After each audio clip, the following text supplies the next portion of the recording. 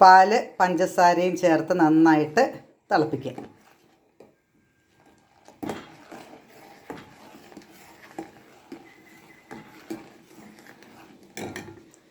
ഇനി കസ്റ്റേർഡ് പാലിൽ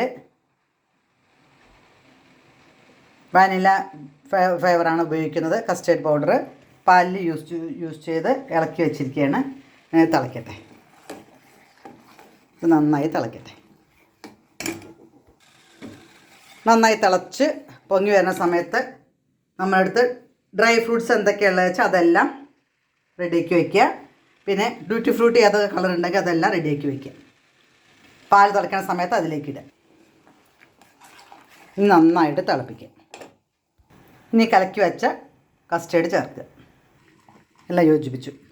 നന്നായി തണുത്തതിന് ശേഷം ഫ്രൂട്ട്സ് ഇട്ട് കഴിക്കാം.